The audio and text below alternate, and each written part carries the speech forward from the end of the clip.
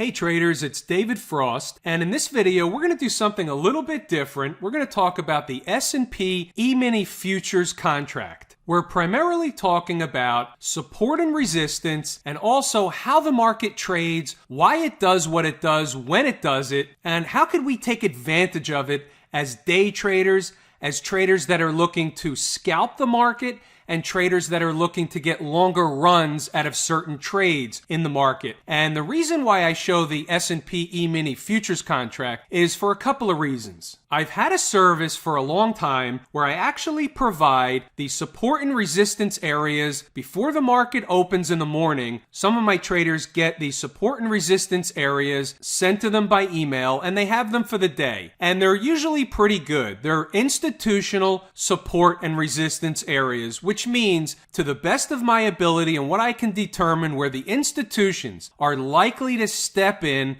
and either sell the market or buy the market. There are a lot of different ways to determine where support and resistance is going to be during and even before the trading day begins. And what I'm doing is I'm providing my traders a culmination of many different methods I use to calculate the highest probability price level where the S&P Emini Futures Contract is either going to find resistance or support. So I thought we'd just take a look at today's activity. Today is Wednesday, August 2nd, 2017, and I just happen to be on a 5-minute chart. And you can see right here, this is where the market opened the day. And we opened the day right on top of what was determined before the market opened, a resistance level. So as you can see, the market traded slightly higher than the resistance point, making a high in this candle, 3 ticks above the 2475 level noted on the chart. So that's a pretty good resistance point. And you can see what happened then. The market came right back down.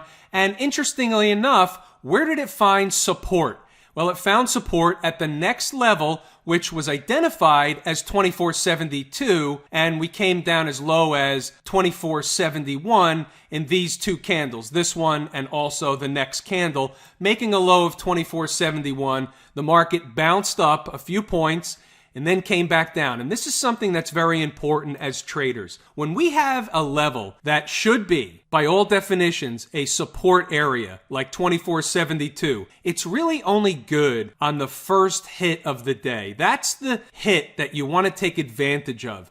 We don't necessarily want sloppy seconds. What I mean by that is when the market bounced up from the 2472 and began to come back down, that time we cut through that level like a hot knife through butter. You don't want the second time around. Most experienced traders will tell you that you only want the first hit. The first hit of a level is your best hit. That's your best opportunity to get a price reaction in the other direction. So after that, what happened was the market came down, and we're looking at 2468 as the next potential support area.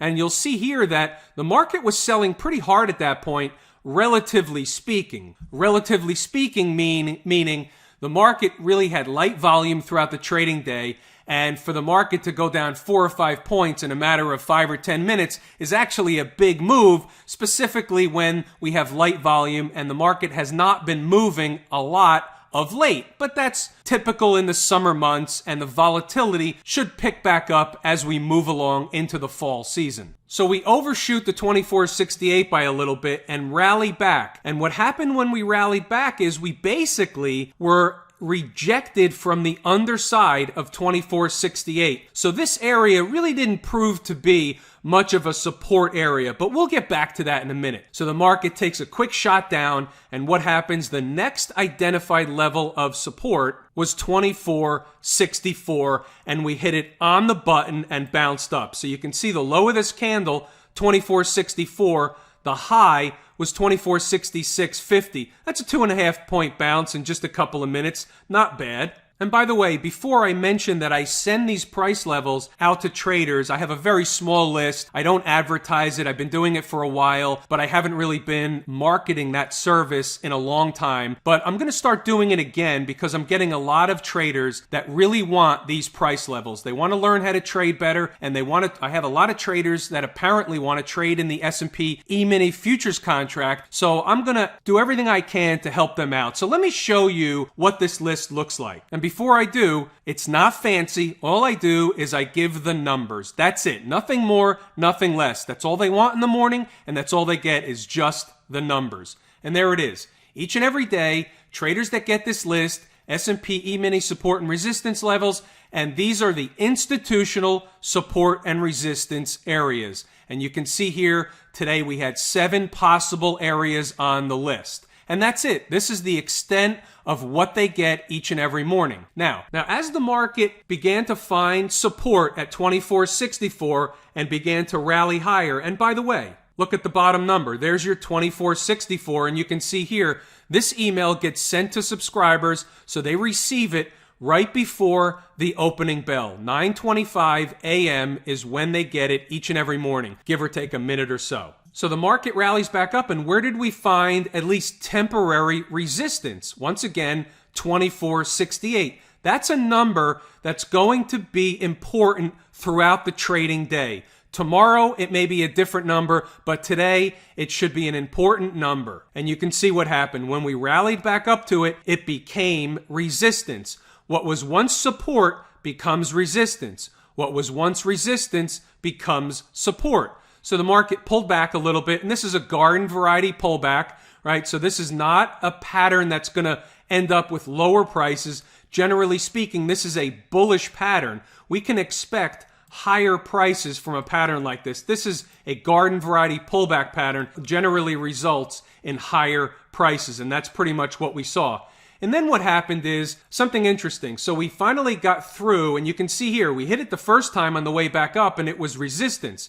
When we pulled back down, the second time, the 24.68 was not resistance, and the market traded through it. And there you go again with the second time around. And then when we got up near the 24.72, we did something interesting. And I talk about this all the time with my traders. The market consolidated for a while. And how long it consolidated is very important. That's something I teach my traders how to recognize, and the importance of how long a consolidation point is. However, the market consolidated right underneath the 24.72. And what that tells you is, it tells you the market is poised to trade through the 24.72. Even though we hit it in this candle here and backed off a little bit. What was the high in this candle? 24.72. And we backed off, but then we obviously busted through it, and then we traded sideways pretty much for the remainder of the day. But look what happened. 24.72 became support. So it was going to be resistance, but we consolidated it. This is the market's way of building energy to go through a price level, and that's what happened here. And then once we got above it, it really became support into the remainder of the trading day, into the end of the trading day. All these are the things and a whole lot more that I like to teach my traders.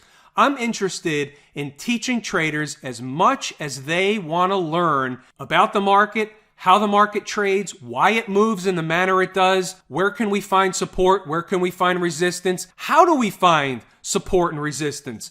These are all the things that I'm interested in teaching to other traders. So hopefully this video was interesting. Hopefully it's helpful just to see if anybody's interested in receiving S&P Futures, S&P Emini Futures, support and resistance levels for each and every trading day. You can shoot me an email. Most of you know how to get a hold of me. And let me know that you're interested, and we'll see what happens from there. I'm David Frost. Thanks for tuning in, traders.